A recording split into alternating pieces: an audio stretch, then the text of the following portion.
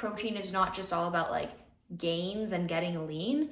Protein is about enzymatic function and antioxidant function and DNA repair and DNA expression. Protein is about so many things. This is as real as it gets because I don't even want to be filming right now. Oh my God. But I've just learned a few more little biochemical reactions mechanisms, antioxidant enzymatic functions, and I'm very excited about them. So I decided I would like to work through them together, learn them, and share them with you. So we're going over glutathione, superoxide dismutase, and then the free radicals or reactive oxygen, reactive nitrogen species, peroxynitrite and superoxide anion.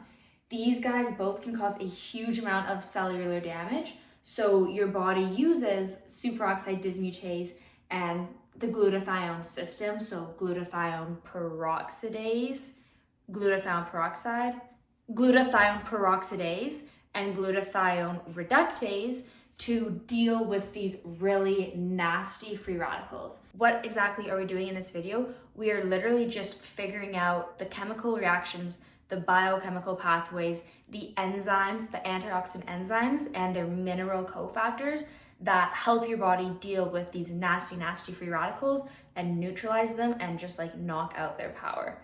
So let's figure out the peroxynitrite pathway first. Right now in your body, you have nitric oxide. This is good, it's totally fine. It plays a role in vasodilation, so it's really important for blood flow and getting blood flowing to your brain. Also really important for sports performance and athletic performance because again, it's increasing blood flow, it's vasodilating. This part is a problem. This is superoxide anion.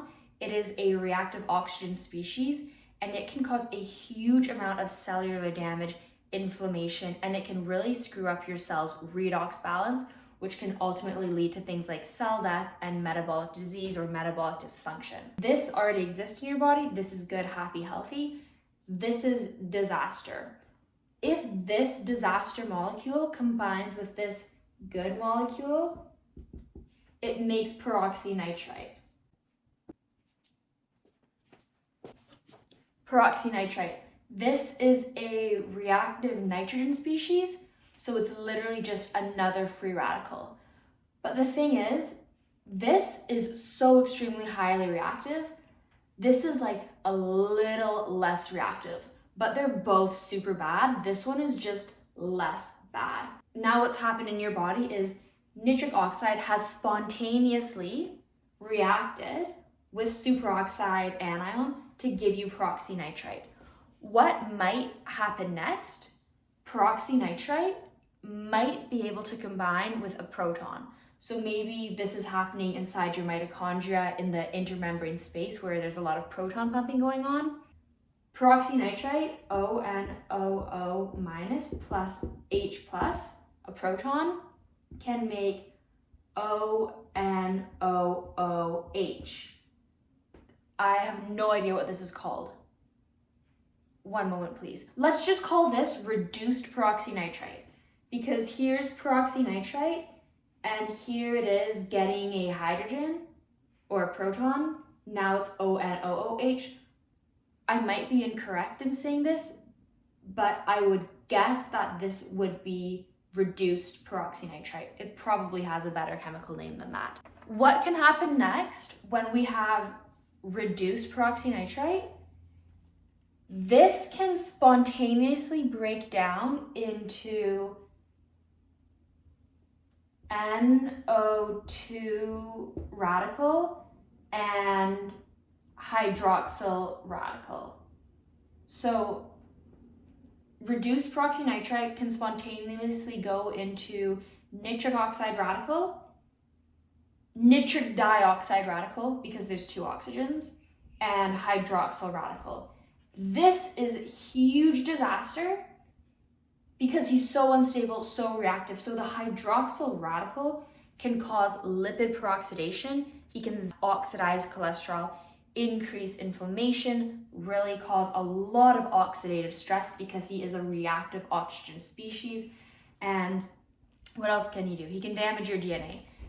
Bad, bad, bad, bad.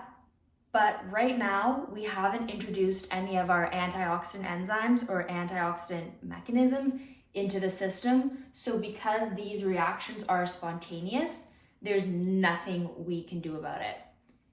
Let me show you what your antioxidants and what your minerals are doing to help prevent this situation or just make it less bad.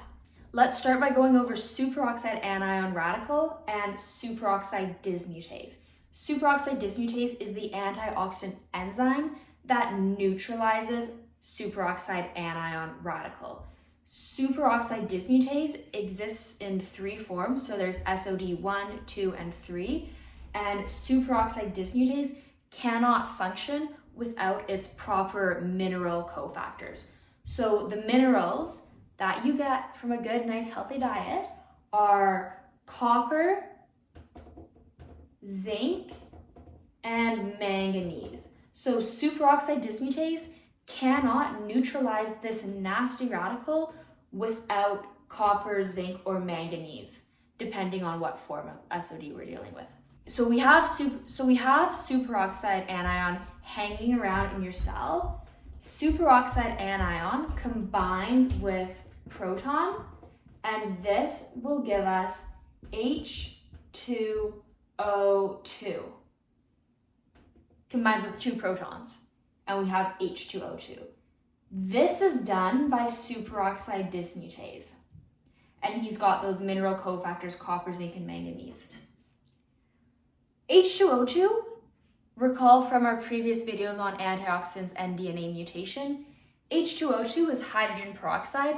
This is still a reactive oxygen species. This is still bad. What superoxide dismutase does is it gets us from this really, really, really bad guy, like the worst guy, into a less bad guy.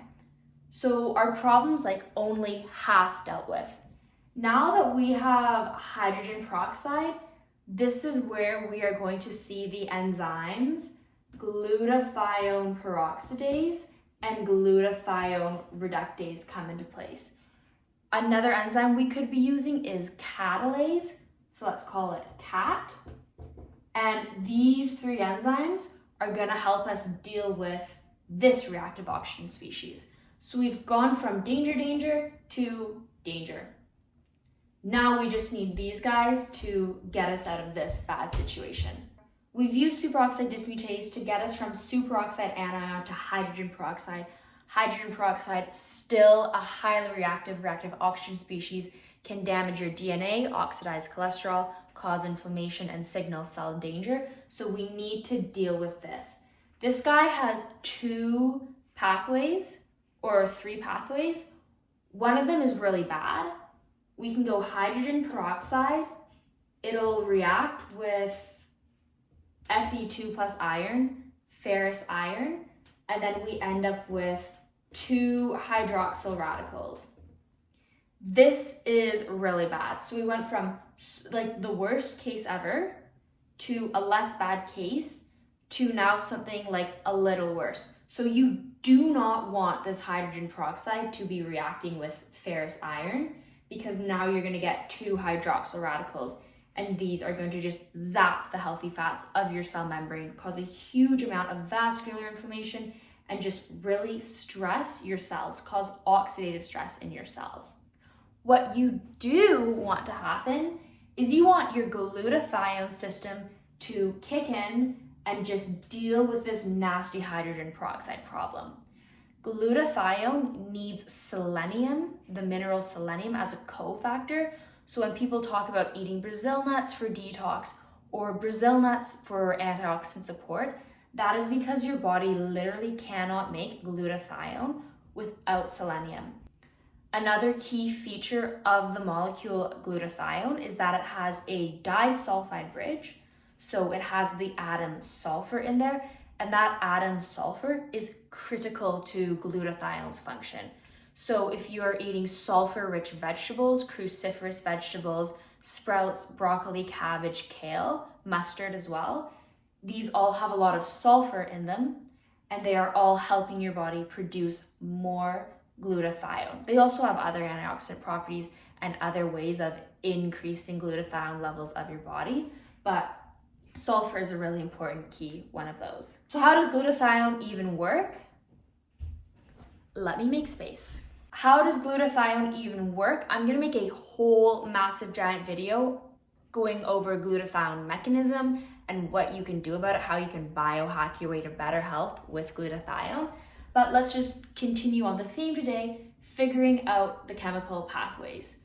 We start with GSH. This is glutathione reduced, and it's a short form of calling it reduced because this G stands for glutathione, this S represents the sulfur atom, and this H represents that there is a hydrogen atom attached to the sulfur atom. Recall from the video on free radicals and redox that when some atom has this H right here, it's reduced. This sulfur with this H is reduced. So this is glutathione in its reduced form. Down here, we have GSSG. What this represents is we have glutathione, and they're actually attached to each other. So this is one glutathione reduced. This is two glutathiones attached to each other. And because neither of them have that H, they are both oxidized. So when two sulfur atoms, a part of an amino acid or a part of a protein, are coming together, they're joining together, making a covalent bond together, a disulfide bridge, they are in their oxidized form. So this is GSSG, glutathione oxidized. What we actually need for correctness is two up here. So we have two separate glutathions up here, both reduced, and then two glutathions down here together linked by a disulfide bridge. These sulfur atoms, critical to glutathione's function. Here's why. This is going on in a cycle. Right here is the enzyme glutathione peroxidase. Right here is the enzyme glutathione reductase. It's glutathione reductase because here's oxidized glutathione. Well, glutathione reductase reduces oxidized glutathione. This does not happen by itself. We have two other things going on. On this side of the reaction, we need to break this disulfide bridge and reduce it. So where are these hydrogens coming from? These hydrogens are coming from NADPH. Glutathione reductase takes NADPH, oxidizes it into NADP+, and it sticks those hydrogens onto this glutathione here. So the reaction goes this way. NADPH plus oxidized glutathione gives two reduced glutathione and NADP plus oxidized. That's what glutathione reductase does.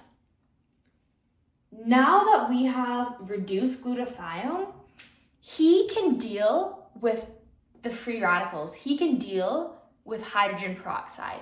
This is our biologically useful glutathione in terms of useful in defending against hydrogen peroxide damage. So reactive oxygen species hydrogen peroxide right here. What glutathione does now, this comes down here, and we have two water molecules, and we have oxidized glutathione. Glutathione peroxidase took reduced glutathione, took bad hydrogen peroxide, did its enzymatic function, and it spat out two water molecules, which is really good because water's, hello, it's water, it's good for you. And then it gave us oxidized glutathione. That is how the enzyme glutathione works. Glutathione, you need selenium for it. It's also made up of 3 amino acids. So protein is not just all about like gains and getting lean. Protein is about enzymatic function and antioxidant function and DNA repair and DNA expression. Protein is about so many things. So glutathione, it is made up of 3 amino acids. It's a tripeptide. These amino acids are glutamate, glycine, and cysteine. That cysteine residue in glutathione is so critical because that cysteine residue is where the sulfurs are coming from. What does cysteine look like? NH2.